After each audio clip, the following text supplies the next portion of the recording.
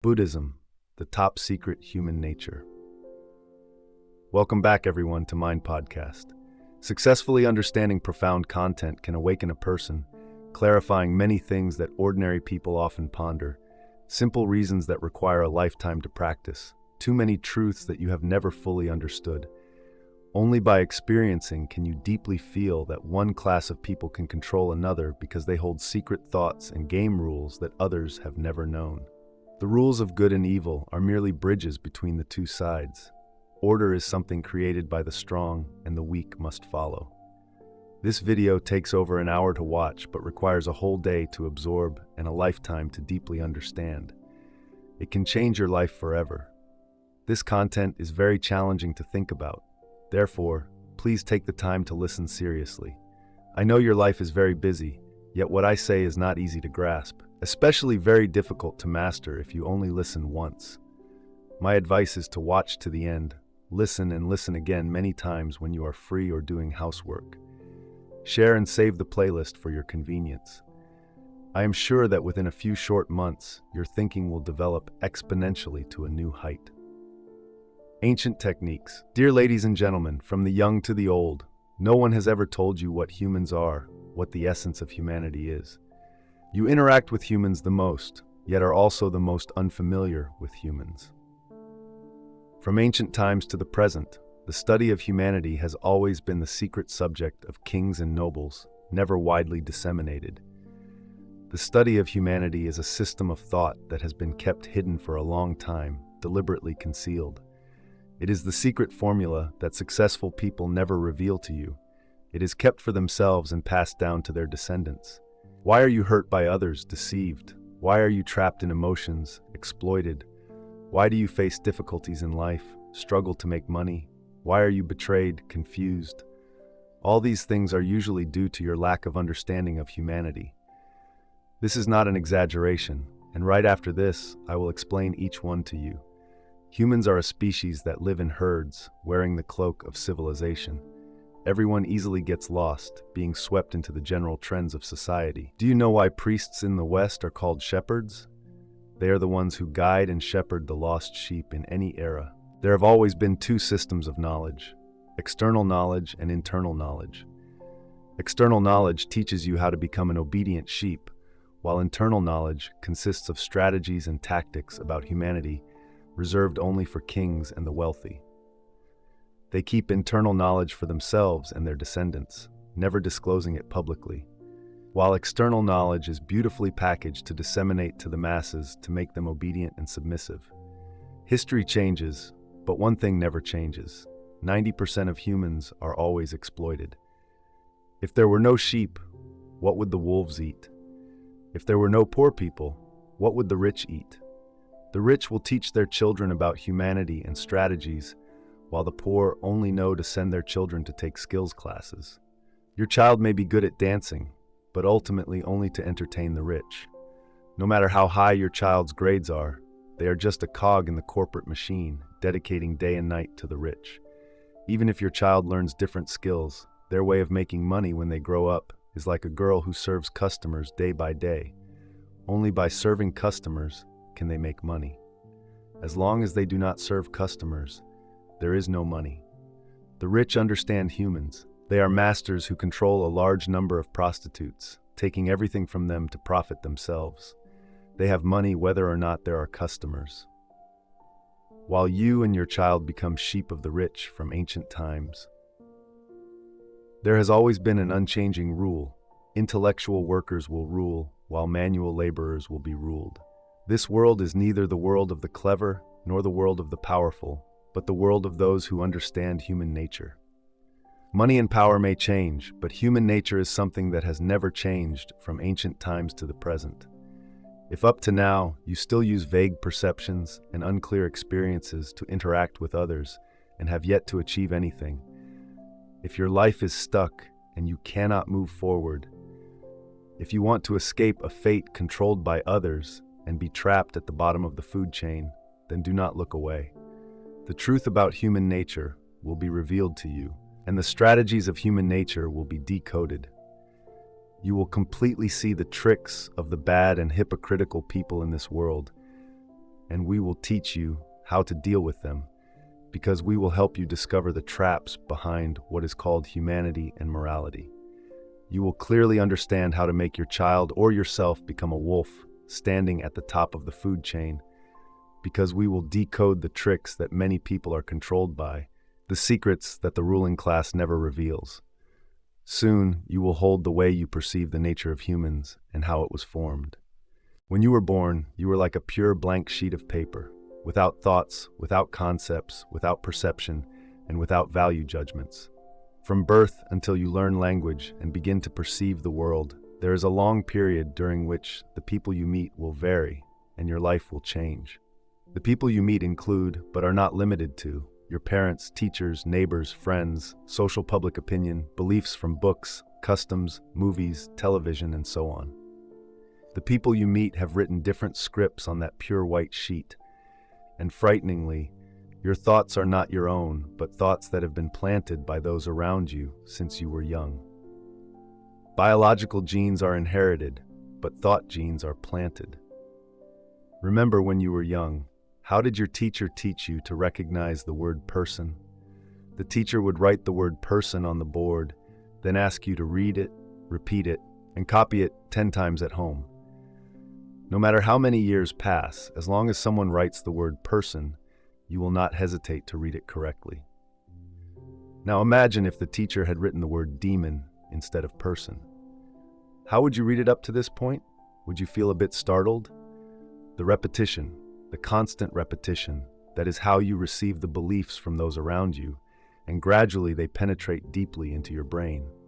You become like those around you who think and act the same way, and that silently shapes your thoughts and personality.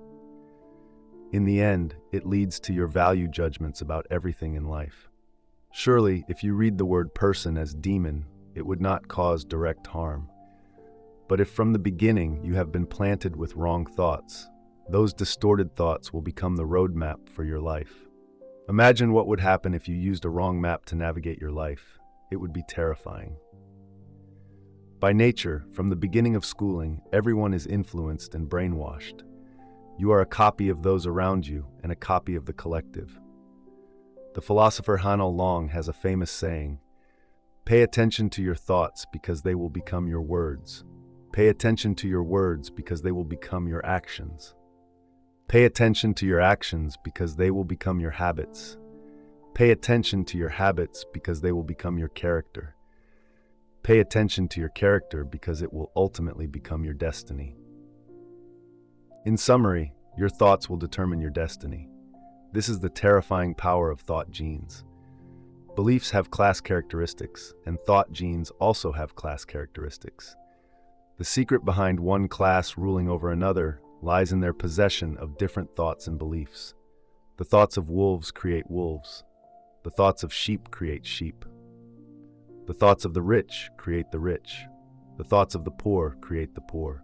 If you are born in America, you will be familiar with Christmas, while if you are born in Vietnam, you will be familiar with Tet Nguyen Dan. Humans are still humans, but when planted with different thought genes, they will have different behaviors and ways of life. Once thoughts are considered correct by those around you from childhood to adulthood and have deeply penetrated your brain, even using sandpaper, it's hard to erase those thoughts. Deeply ingrained in your mind, anything you consider correct about thoughts will ultimately become your personal reality. Even the unconscious manifestation of the subconscious. According to Freud's psychological theory, human consciousness is formed later, and language along with texts are the means to shape it. Therefore, a person's native language, dialect, and speaking habits often inversely influence their internal thoughts about the core differences between one person and another. The differences in perception are due to the thought genes they inherit. If they inherit the thought genes of ordinary people and repeat the behaviors of ordinary people, they will only have an ordinary life with no different outcomes. To achieve the right results, first, you need the right behavior. To have the right behavior, you first need the right thoughts. The essence of thoughts lies in the values, perspectives, and perceptions deeply embedded in your subconscious. I emphasize this. It does not mean that the people around you treated you poorly when you were young. they only thought they were imparting the right things to you. They are the ones who love you, like parents and teachers, who always believe they are doing the best for you because they have lived longer and consider themselves more experienced than you. However, they do not realize that they themselves are also victims of ignorance about human nature and society, and they lack the intelligence for human strategies. In summary, from the moment you were born, you began to receive education from many sides, and you have perceived and judged people and human nature based on the perceptions that have been instilled in your mind. This is the process of forming your early understanding of people and human nature. For over 95% of people, most of the beliefs you accept originate from Confucian thought, which has been propagated and continued for more than 2,000 years. Therefore, I am not surprised that what I share receives such strong reactions. Review the comments on my content related to human nature, and you will understand that Confucian thought is like a dish that needs water to taste good. I do not deny water, but if your mind already has too much water, now you need to add a little salt. So what is salt for most people who only receive Confucian education? Salt is human nature studies and strategy studies. As mentioned above, true masters know how to cultivate multiple ideological systems and also know how to flexibly switch these systems in different situations. The two rules of human nature are known only to a few. Below are the truths that very few people know, and they may make you uncomfortable, but these are all facts. From childhood to adulthood, what you hear and see is actually just a play in society with two sets of rules, one for daytime and one for nighttime. During the day, people speak kind words, show benevolence and morality, and each person pretends to be a gentleman. But when night falls and no one is watching, some people begin to do the impossible to reveal the truth. Some use daytime rules only as a facade when the night falls. Some start to secretly follow the nighttime rules, while others, deceived by those who always talk about benevolence and morality, only know how to follow daytime rules. As a result, they remain poor throughout their lives. This class can dominate the other because they hold secret thoughts and game rules that the other class does not know. Yin and yang, white and black, create a colorful and diverse world. In society, the two sets of rules correspond to the two ideological systems. Confucianism is yang, bright, transparent, and advocating that humans are inherently good, widely known by the masses. Legalism is yin, dark, advocating that humans are inherently evil, understood by those in higher classes. These two ideological systems are completely opposite, much like the difference between two animal species in nature, wolves and sheep. From childhood to adulthood, what you learn in school is all about daytime rules. What those around you teach you is Confucian thought. Not that they don't want to tell you about nighttime rules, but because they often do not know of their existence. Once again, I emphasize that your thoughts are not your own, but what has been instilled in you by those around you since you were young. Your initial perception of human nature is formed by what those around you and your living environment have taught you. Next, you need to understand the history of the three major schools of thought: Confucianism, legalism, and Taoism.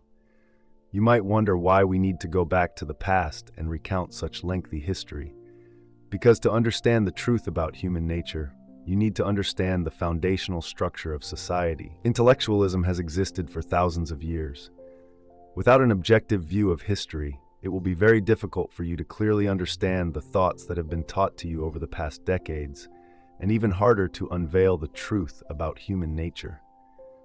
The secrets that have never been disseminated by the upper class are about to be revealed to you. Let us begin with the most understandable explanation of the philosophical schools of ancient China.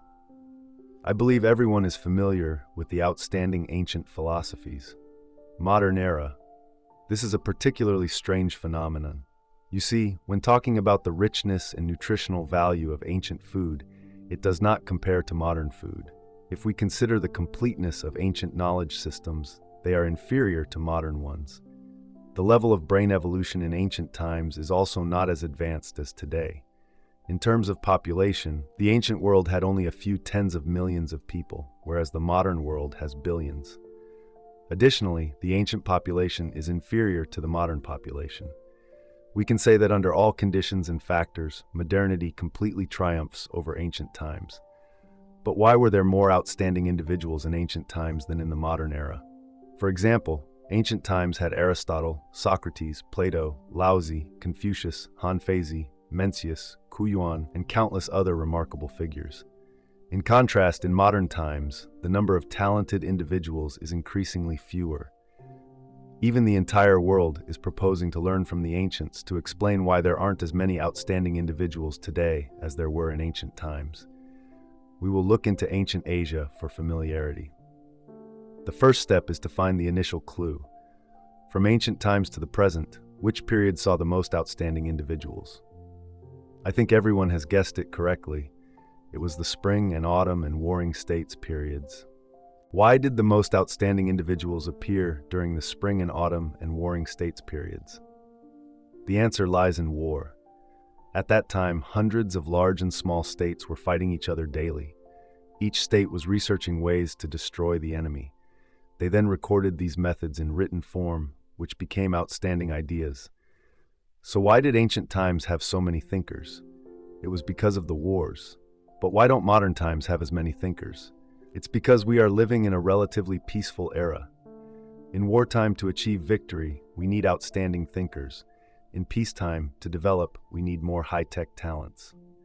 Next, we will discuss the Spring and Autumn and Warring States periods, a golden age of explosive thought. How can we apply the ideas of these schools to our businesses? I know not many people can clearly explain Confucianism, legalism, Taoism, the schools that ruled the feudal system for thousands of years. I will use the simplest way to explain to ensure everyone understands. You might feel that there are many philosophical schools within these traditions and not know where to start to understand them. The reality is very simple. These schools are divided into three major types. If you understand these three types, you will understand everything else of that time. The philosophical schools had three main doctrines, and these three main doctrines had different attitudes towards tradition. The first main doctrine supports tradition, believing that tradition is truly good to the point of being indescribable. The second type is abandoning tradition. They believe that tradition is truly bad. The third attitude is indifference. They might ask, what is tradition?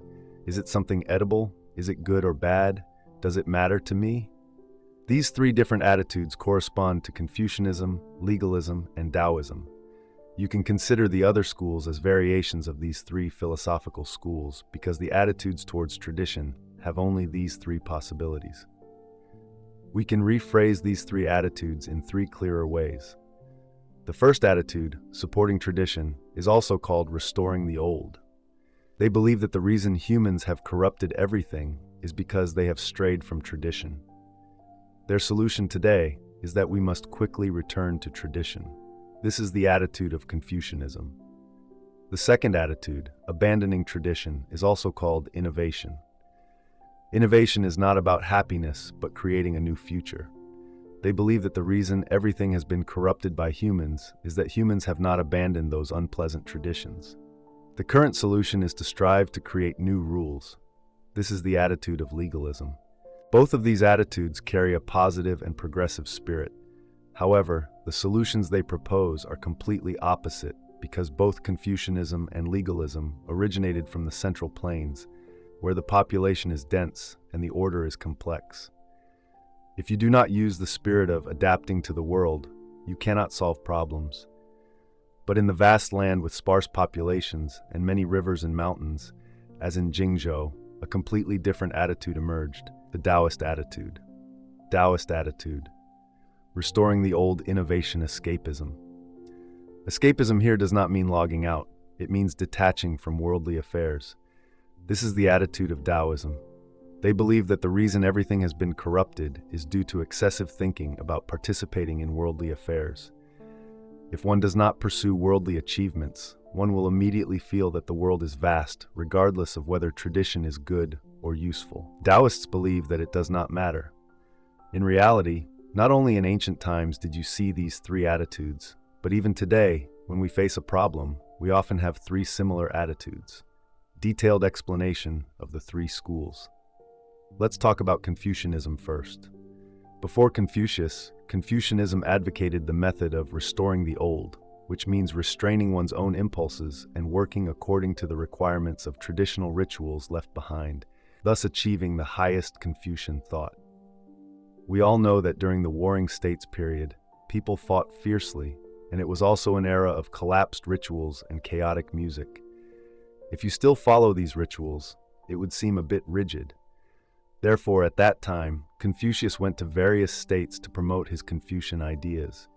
The monarchs, looking at how they spent the whole day in drills, had no time to practice rituals, which made Confucius and Mencius unable to find jobs. From this, we can draw a basic conclusion. Confucianism was not effective during the wartime period, where it was said that a black cat or a white cat, whichever catches mice, is a good cat. Now, let's consider the perspective of legalism. The perspective of legalists is that these people are sick, their ideas are too outdated. People were constantly fighting, and their ideas clearly had no benefits. They were just spreading them all day.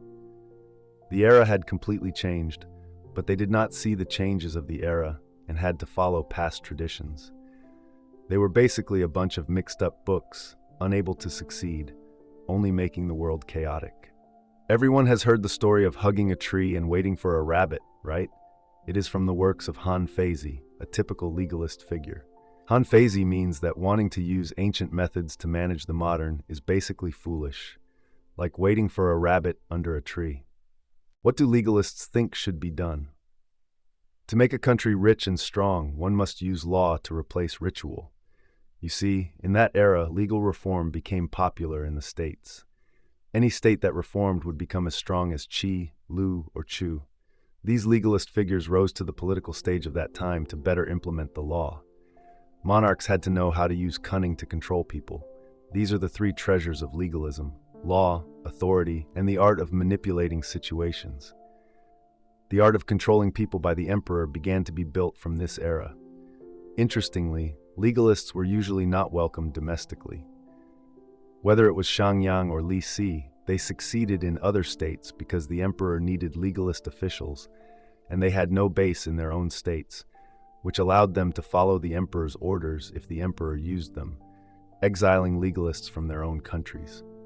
They will have some bases, and these people are too knowledgeable about the art of manipulation. These individuals will possess certain foundations, and their deep understanding of legal techniques makes them easy targets of the emperor's fear. People who leave their homeland are like solitary driftwood. All their fame and wealth depend on the emperor. The emperor prefers such individuals. Therefore, legalists can only achieve significant accomplishments in other countries. You see, many companies seeking to reform will turn to external consulting teams. Why? Because these consultants are not afraid of offending others. They do not work within the company, and they do not have to face the employees daily. Next, let's talk about Taoists. Although Confucianism and legalism have their own philosophies, from the perspective of Taoists originating from the Jingzhou region, they believe that the people of the Central Plains are too entangled in unnecessary matters. Taoists think that worldly life has limited worth fighting for. Their attitude is very detached, clearly illustrated in a story by Zhuangzi. Zhuangzi had a friend named Hui Shi, a grand general in the state of Wei. When Zhuangzi passed by Wei, he intended to visit Hui Shi. However, someone informed Hui Shi that Zhuangzi had come to take over his position as Grand General. After hearing this, Hui Shi was very worried and ordered his subordinates to hunt down Zhuangzi across the country for 3 days and nights to drive him away. Upon hearing this, Zhuangzi proactively went to meet Hui Shi and told him a story. There was a phoenix flying from the south to the Beihai. On its journey, if it weren't for the reed trees, it wouldn't stop to rest. If it weren't for the bamboo fruits, it wouldn't eat. If it weren't for the sweet spring water, it wouldn't drink. As a result, it encountered an owl that had just caught a dead mouse. The owl, seeing the phoenix, wanted to scare it away, fearing that the phoenix would steal its dead mouse. After telling the story, Zhuangzi looked at Hui Shi and said, "Do you think I crave the position of Grand General so much?" Then Zhuangzi left. You should know that Hui Shi was not an ordinary person. The phrase, "he studied the Book of 5 Classics," is used to describe Hui Shi, So regarding Taoism, we need not say anything more. This story is enough to demonstrate the prestige and detachment of Taoists. According to Taoists, how to handle everything well in the world. Another typical Taoist figure, Laozi, would ask you the opposite. Why do the worst things happen? It is those people who always want to do everything. You think that blindly doing so can make the world better, but in reality, the world is ruined by people like you. Taoists believe that the current solution is to ignore the idea of having to do something, let everything happen naturally, allow the world and people to operate freely, and everything will spontaneously get better. Look at nature. For thousands of years, no one has managed it, and it is still good. This is the Taoist philosophy of Wu Wei, non-action. The governance of Taoists. The rule of China and neighboring countries for thousands of years has been nothing more than management based on these three philosophies: Confucianism, legalism, and Taoism.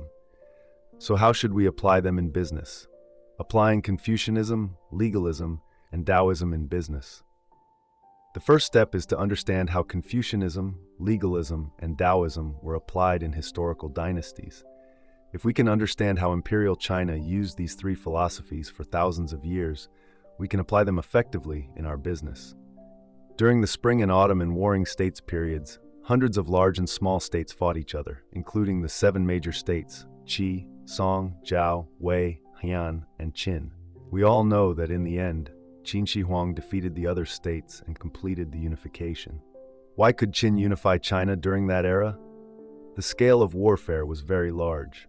For kings, increasing the war efficiency of the country became the most important national strategy. So which philosophical ideology, Confucianism, legalism, or Taoism, could enhance war efficiency more? The king would choose to apply that ideology.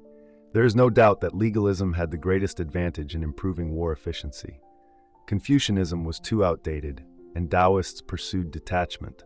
Legalists told the kings that traditions no longer had any benefits and needed to change. To make a country rich and strong, the nation must reform first. Before the reform, in a country, a person's social status was determined by their lineage, meaning that if they were noble in this life, they would remain noble in the next. If they were poor in this life, they would remain poor in the next life.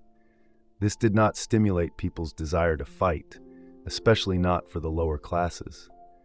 Therefore, legalists believed that this should be changed to social status determined by the number of heads you bring back from war, and that lineage standards should be set aside. When this mechanism was applied, it became very effective, stimulating everyone to compete to join the war and significantly improving war efficiency. When legalists proposed this logical system, other states began to adopt the reform model, and gradually Qi's advantage also diminished. The weakening of Qi was not only due to external factors, but also because the Qi king Wei Chengwang self-destructed by rejecting Xiangyang's reforms. People seeking jobs in Qi couldn't find positions, so they had no choice but to go to Qin for work. Thus, the famous Xiangyang reform, Qin applied legalist logic to the extreme. Although Qin was the last country to reform, they rose and finally completed the unification. At this point, you should understand why the debate among the philosophical schools ultimately lost to legalism. But after Qin unified the world, they continued to use legalist logic and collapsed within just over a decade. So why did this happen? The answer is very simple. Qin implemented Xiangyang's reforms primarily to enhance war efficiency. In simpler terms, they relied on plundering other states to sustain themselves. When Qin unified the world, the other states were destroyed, so who was left to plunder? Naturally, the court still needed funds to spend, and the ministers also required work. In this situation, the only option left was to exploit the people to sustain the court. This is very evident, and such a regime certainly cannot last long. Therefore, the great Qin collapsed in the second generation. Next was the Han Dynasty. After the Qin Dynasty, when Xiang Yu, the king of Western Chu, took over the world, he divided the territory. This was a foolish action by Xiang Yu. One can imagine that when Xiang Yu divided the world, wouldn't warlords re-emerge? With the warlords, legalist logic could once again be applied. Why? Because they could continue plundering other states. The result, as we all know, was that Liu Bang eventually unified the world once again. Therefore, gentlemen, Remember that we can use legalist logic to seize the world, but we absolutely cannot use legalist logic to govern the world. This is what people often say. You can quickly seize the world, but you cannot quickly govern it. After Liu Bang unified the world, it was very clear that if he continued on the legalist path, he would follow in Qin's footsteps and collapse. Therefore, Liu Bang abandoned the legalist ideology of the Qin court. He pondered for a long time and finally chose the Taoist ideology. Everyone must be very surprised as to why Liu Bang chose the Taoist ideology. I will analyze it to help you understand. You see, Qin Shi Huang unified the world as a rich second-generation leader, relying on the accumulation of his ancestors. When he became the emperor of that country, who would dare to oppose him? Therefore, Qin Shi Huang certainly dared to follow the legalist path to fight. Let's look back at Liu Bang. We all know that before Liu Bang rose to power, he was a commoner. Liu Bang, along with a group of brothers, fought to seize the world. Strictly speaking, Liu Bang and his group were not in a superior-subordinate relationship, but were like partners. In front of his brothers, Liu Bang had no power to oppress them. Therefore, we understand that Liu Bang chose Wu Wei, non-action, as advocated by Taoism, which was truly the only choice available. After Liu Bang became emperor, he also divided the country's territories among these partners. Look here. I know everyone must be wondering why when Xiang Yu divided the warlords he was destroyed by Liu Bang, but when Liu Bang also divided the warlords, those warlords did not attack him. We need to clarify that Liu Bang's division was only a temporary and involuntary situation. Due to the development of many techniques and resources, this allowed Liu Bang to inherit the Qin dynasty's system. For example, Xiangyang once had a law stating that if a family had 2 adult men who had not separated their households, the family's taxes would be doubled.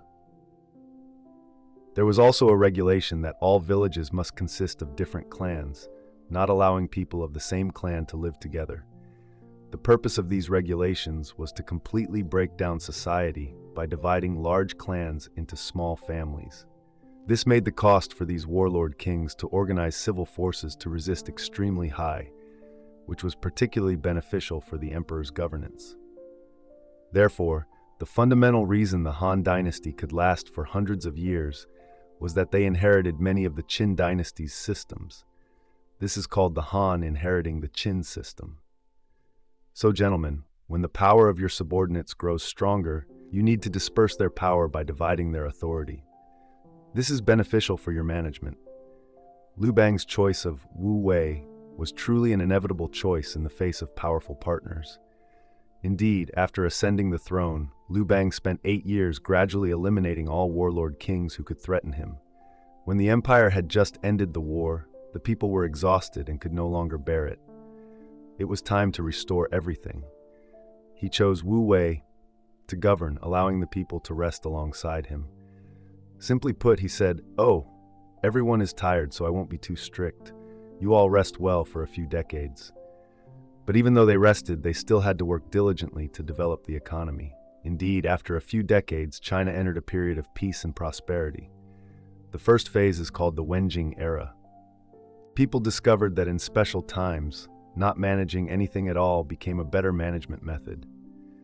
When Emperor Wu of Han ascended the throne, the 7th emperor of the Han dynasty, we all know he was a brilliant emperor with a far-sighted vision in Chinese history. Certainly, the Taoist philosophy of Wu Wei was not suitable for him. Therefore, Emperor Wu of Han could only choose between Confucianism and legalism to apply. We all know that legalist logic was certainly not feasible because following legalism would lead to an outcome like the Qin dynasty. Therefore, the best choice was Confucianism, leading to the famous era of Emperor Wu of Han, who abolished the exclusive scholastic schools of Confucianism. From then on, the basic form of governance of Chinese emperors for about 2,000 years was established. This is what we often call external Confucianism and internal legalism, or Yang Confucianism and Yin legalism. What does this mean? In other words, the state propagated Confucian ideology to the people, such as the 3 bonds, the 5 constants, benevolence, righteousness, ritual, intelligence, and faith, with the aim of having the people adhere to these rituals to facilitate the empire's management. However, in the specific design of the system, it still followed legalist logic. Thus, for the emperor, using legalism to manage the people was effective, and using Confucianism to comfort the people also had its reasons, achieving two goals simultaneously. Hearing this, gentlemen should now have the answer. If you want to manage a team well, you need to pursue the ideology of external Confucianism and internal legalism. Outwardly, use Confucian thought, but in essence, use legalist mechanisms. When you are in the startup phase, do not worry about anything. Just use legalist thought. Look at how the Qin state did it. Just follow their example during the startup phase. As long as you do not violate ethics and laws, aggressively raise funds during this vigorous development phase. There should not be too many rules and restrictions, allowing your team to freely develop each person's talents. Just like the saying, it doesn't matter whether it's a black cat or a white cat. As long as it can catch mice, it's a good cat. Let the company survive first. If your company grows larger, you need to use a combination of external Confucianism and internal legalism. Think about it.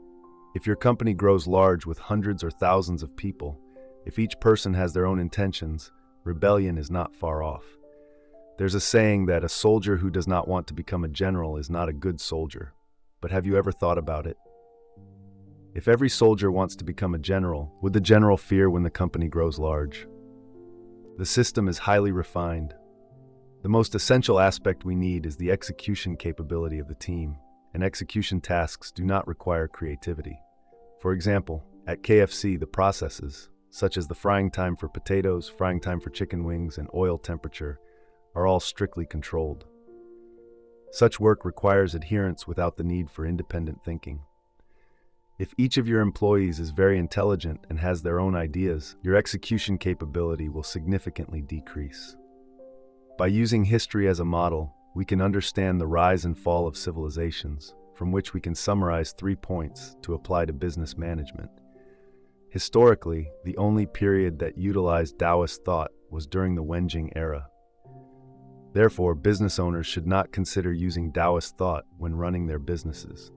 Confucian thought is very important for the cohesion of a business because it can make employees obedient, which is convenient for management. We can also understand Confucian thought as the corporate culture of a company. Legalist thought determines the development of the business because when running a business, there are always competitors and adversaries outside. Therefore, at any time, you must use legalist thought. Final conclusion. Only external Confucianism and internal legalism can truly make a business strong and prosperous. It is important to emphasize that among Confucianism, legalism, and Taoism, no philosophy is inherently superior or inferior. What matters is the suitability to the circumstances and the era. When you cultivate the appropriate philosophy at the right time and under suitable conditions, that philosophy will maximize its strength. Confucianism believes that human nature is inherently good and focuses on social responsibility. Principles such as the 3 bonds and 5 constants, along with the ethical codes of Confucianism, help promote individuals to take responsibility for society and maintain harmony among individuals, families, and the community. Legalism believes that human nature is inherently evil and emphasizes results. In the legalist legal system, laws are designed to stimulate human potential, promote territorial expansion, and encourage people to achieve fame and success.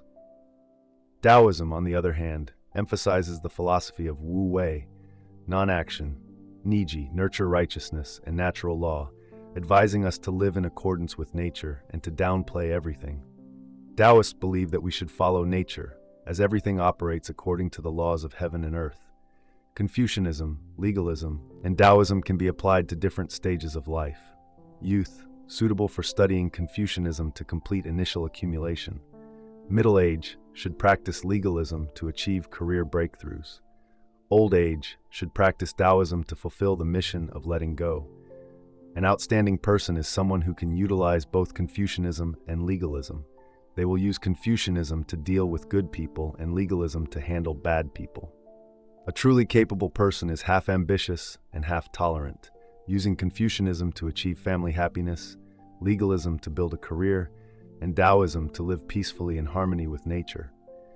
A truly excellent person is half Buddha and half strategist, possessing the compassion of Buddha and the tactics of a monarch, without lacking any elements. Unveiling the truth about human nature. After going through a series of analyses, you might wonder if the above content is related to human nature. Don't worry, I will unveil the truth about human nature that you have never known. Confucianism is like flowers, legalism is like martial arts, and Taoism is like kung fu. Life is a battle, but you only know how to punch and kick, while the wealthy learn through martial arts freely. Below is the truth that only a few people know. For 5,000 years, two philosophical systems have always existed.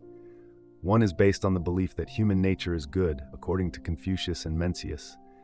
The other is based on the view that human nature is evil, according to legalist thought. Is Confucius's philosophy entirely correct? When mentioning Confucius, many people think of him as a sage. I also acknowledge that Confucian philosophy indeed has great aspects, but in today's era, many of Confucius's ideas are clearly no longer suitable. When we learn from anyone, we should not blindly copy everything, but should critically learn, taking the good and abandoning the bad. So what is the problem with Confucian thought? The biggest problem is the confinement of human thinking within Confucian thought. In Confucianism, women have no voice, are not allowed to study, are not allowed to go out, and have no voice at home. Confucianism emphasizes rituals. The 3 bonds and 5 constants divide people into different ranks. Officials are above the common people, and there is no descending to the lower ranks. Dung means that officials who make big mistakes do not need to be punished physically, but are only bound by rituals, while for common people, rituals do not need to be applied. If common people commit offenses, they are punished physically. Confucianism tries to protect the societal class system. Slavery introduces theories like military records, immortality, infidelity, death from unfilial acts to protect power. Confucianism demands that people must unconditionally comply with all regulations of the monarchic power, no matter how wrong the emperor is.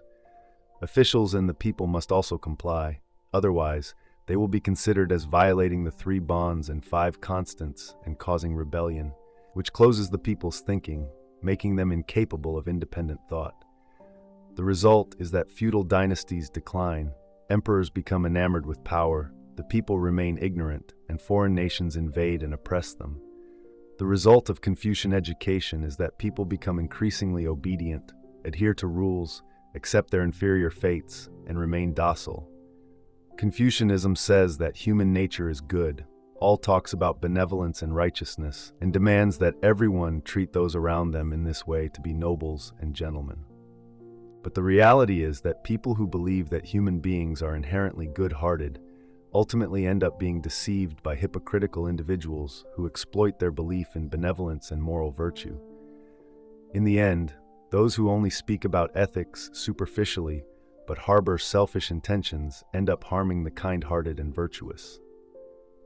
All these things are just flashy techniques that sound impressive and look beautiful, but are unrealistic, while true masters are those who appear stylish on the outside but silently practice free martial arts. Confucian thought corresponds to flashy and eye-catching techniques.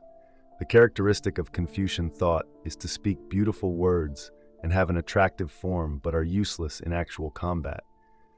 This is just like the flashy techniques of traditional martial arts. Most poor people are so because their minds are filled with Confucian ideas and they are loud-mouthed, always arguing with beautiful reasons. Meanwhile, the wealthy are rich because their minds are filled with legalist philosophy, which may not sound appealing, but is very useful in real combat. When flashy techniques and free martial arts confront each other, many people have probably heard of or seen information about the brutal match of a traditional Chinese martial arts grandmaster named Ma Baoquok, who fought against an amateur free fighter named Ma. They had a match in the ring, where there was a significant disparity in fame and experience, and before the match, the referee repeatedly reminded Ma Baoquok to use light techniques. However, less than 30 seconds after the match began, Ma Baoquok was defeated 3 times by his opponent and finally fell down unable to get up, surprising the public. Traditional martial arts, with thousands of years of history, losing so easily against unregulated free martial arts, makes many people doubt that Ma Baoquoc was a fake grandmaster. In my opinion, Ma Baoquoc may have had the appearance, but if he was truly a fraud, he certainly would not have been able to participate in this match. The truth is that any traditional martial art, when facing free fighting, cannot withstand it. This is not about belittling traditional martial arts, but about traditional martial arts being built on specific rules, meaning that opponents must follow a set of specific rules to strike, while the rules of free fighting have no fixed strikes. The goal is to completely defeat the opponent. Traditional martial arts cannot win against free fighting is an inevitable result because the techniques are not compatible with the rules of the modern arena. The poor throw all their energy to overcome, but still fail because their mindset does not align with the wealthies in society. Many people's minds are filled with Confucian thoughts passed down for thousands of years, with superior and flashy techniques that look beautiful. Those ideas in ancient times were indeed effective because everyone followed regular rules to strike. Just managing to do so was enough. As long as you were a noble, you would have a high position in society. But the rules of today have changed. When you appear on the free fighting ring, it doesn't matter if you are a noble or not. As long as you have money and strength, you are considered a noble. No one follows the noble's rules to strike anymore, so being defeated immediately is inevitable.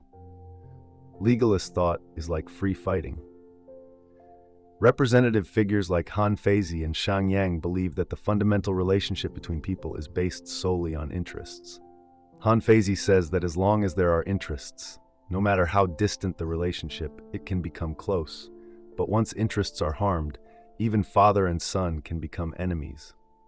Unbelievably, men by the age of 50 still have desires, while wives after 30 have already started losing their beauty, so husbands will certainly look for new partners when they have the chance. Do you think you can trust such feelings? According to his view, there are no men without desires. If there are, it's only because they haven't had enough resources to satisfy their desires.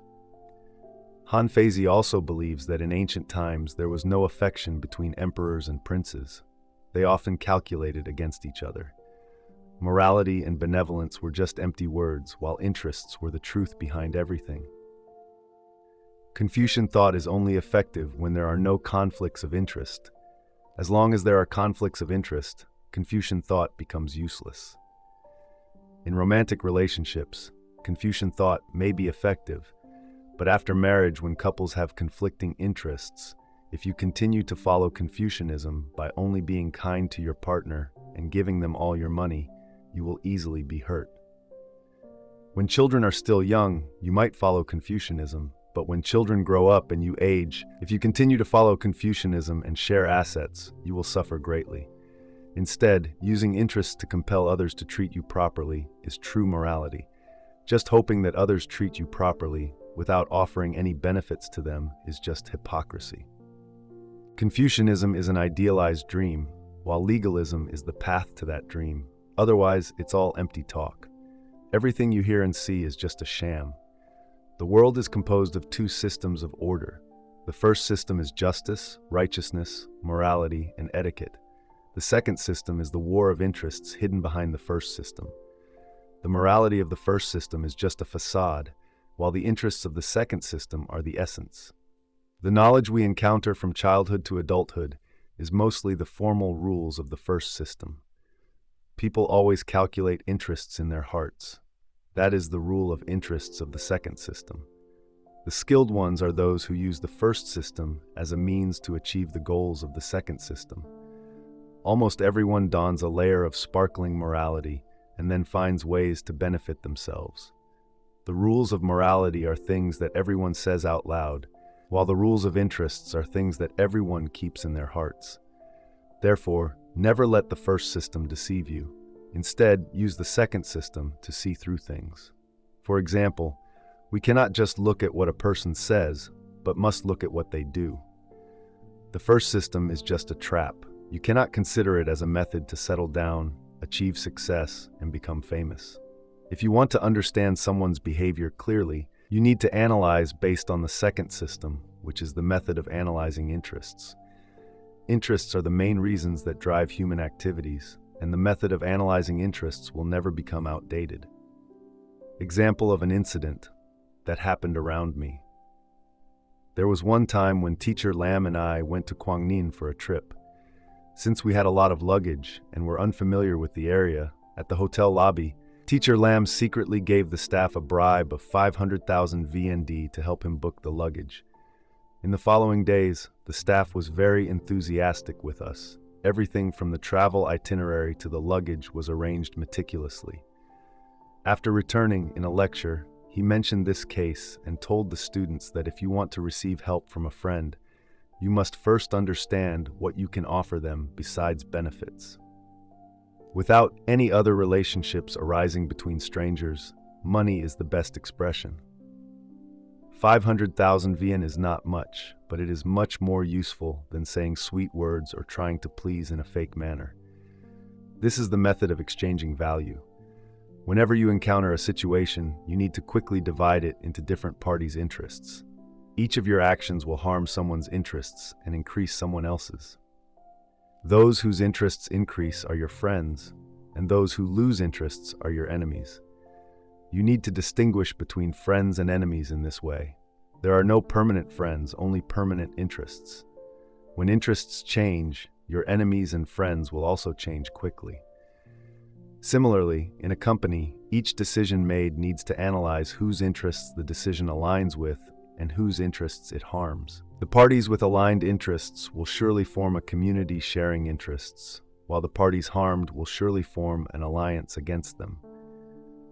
However, these two factions will certainly raise the flag of the ethical system of the first group to fight for the interest goals of the second system. This is the truth. Just because you did not know the truth does not mean the truth does not exist. As the dominant educational ideology of the people that has ruled for thousands of years, this ideology has deeply ingrained itself in people's minds to the extent that from a young age, you had to read, copy, and memorize it. Most of the knowledge you accessed was about fairness, justice, morality, rituals, sincerity, goodness, and beauty. You were taught that humans are inherently good, grateful, value relationships and righteousness, and possess noble virtues. In childhood, most of the relationships around you were truly pure and selfless, such as the affection between teacher and student, classmates, or first love. However, there is one thing you need to realize. When you were young, these relationships were almost unrelated to significant conflict of interests. That environment was like an enclosed world where Confucian ideology, based on the inherent goodness of humans, also proved effective.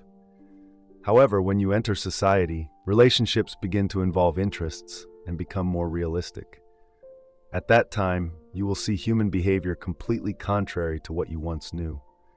You may encounter friends who borrow money and do not repay, lovers who betray partners, colleagues who stab you in the back, and even siblings fighting over property without caring about their parents. These behaviors are completely contrary to the innate good human concept you were taught since childhood. Your perception of human nature begins to waver, and you fall into the suffering of being unable to do good without being hurt. In reality, society is a blood-soaked jungle where the strong overpower the weak. Losing is the only unchangeable rule. Behind everything is a struggle for interests. Humans, in the end, are just animals in clothes. Interactions between people are fundamentally about testing each other's strength and limits to decide how to respond. Humans fear the strong and bully the weak. This is the nature of humanity. Under the allure of money, interests, and power, even familial love, romantic love, or patriotism can become unreliable. Survival is a life and death battle. If you only use flowers, authority, and rituals while the leader uses free combat, your outcome in the confrontation will be extremely tragic, whether it's minor injuries, heavy casualties, or complete physical disintegration. As mentioned earlier, this world operates under two sets of rules. The first set is about fairness, justice, morality, rituals, sincerity, goodness, and beauty. The second set is about the struggle for interests. Behind the first set of ethical and emotional rules is only the surface, while the second set about interests is the real essence. From a young age, you were mainly exposed to the surface rules, while the leaders of society always calculated the interest rules in their minds. They often talk about ethics and emotions only to hide the real interests they are aiming for. They cloak themselves in the beautiful attire of ethics and emotions, but secretly seek personal gain. If you still do not understand, I will speak more frankly. For over 90% of ordinary people who have been influenced by Confucian education, decades of ethics and emotions have almost become a curse that they find hard to overcome throughout their lives.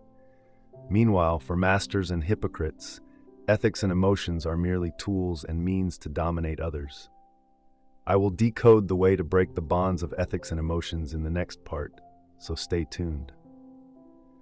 The reason why most people remain poor is that their minds are filled with Confucian thoughts, only talking about good morals, while the wealthy carry legalist thoughts. Although it sounds unpleasant, legalism is extremely effective in reality.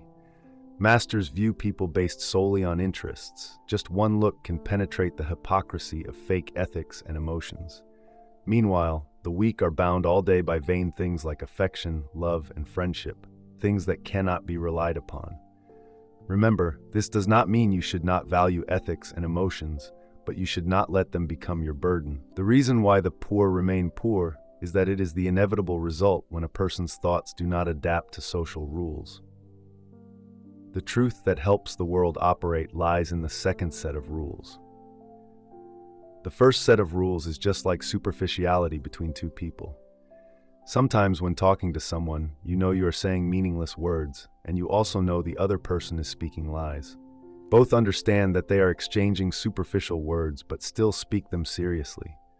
This is the formation of the first set of rules. Of course, society, no matter how developed, needs to respect the first set of rules as a protocol, considering it legitimate. This makes people not seem too pragmatic.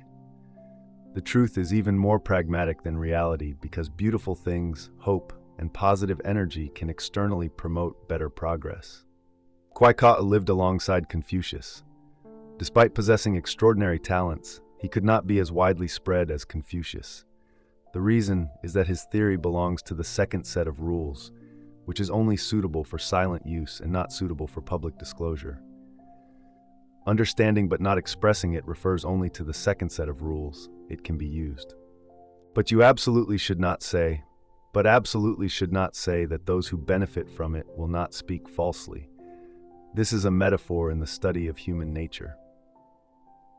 Viewing human nature from a reverse perspective, currently, the social management structure, with the appearance of Confucianism and legalism, has been used for thousands of years and is still maintained to this day. The curtain covering the truth about human nature is gradually being lifted. You need to clearly understand a concept. What the emperors have learned and what the people have learned are completely opposite. This must be repeated 3 times because of its importance. If you want to fully understand human nature, decode human nature, and grasp human nature, you must follow 2 principles. Reexamine dialectically the ideas you once thought were correct. Begin to accept or at least not exclude the ideas that you previously thought were wrong. I need to emphasize that countercultural ideas are not bad ideas, just like a criminal uses a knife to kill people, while a doctor uses a knife to save people. One thought becomes enlightenment, another thought becomes a demon. You cannot say that the knife is at fault. The knife itself has no good or evil. Its good or evil depends on the user's values. Similarly, human nature is just a tool without good or evil.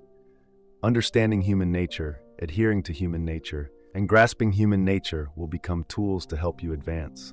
But if you oppose, criticize, or complain about human nature, it will become chains that hinder your development. I repeat once again, understanding the dark side of human nature is to strive towards its light. Seeing the ugliness of human nature is to maintain your own goodness. Therefore, before officially stepping into the ever-changing and unpredictable world of human nature, you must solve a priority issue: to reset your honest mindset. If you do not reset your mindset, you will find that matters related to human nature will be light, hard to understand and accept, or heavy, causing discomfort and extreme irritation. You will not be able to absorb more than 1% of knowledge about human nature. Regarding human nature, the things you like are not what you truly need, while the things you dislike are what you lack and need. The most terrifying poverty is not the lack of material, but the poverty of thinking and perception. Material poverty may last only for a time, but if your thinking and perception are poor, it can last for 3 generations. You do not need to leave a huge fortune for the next generation. Just leaving your descendants a vision, a way of thinking, and perception is a treasure. The poverty of thinking and perception is a form of legacy. Whether your children want it or not, it is deeply ingrained in their lives. Conversely, rich thinking and perception are also a form of legacy. As long as you consciously transmit it, it will follow your children throughout their lives. This is the most valuable asset you can leave them, more valuable than money, savings, real estate, bonds, or gold. But if you are ignorant about human nature, what will you pass on to your children? Perhaps ignorance.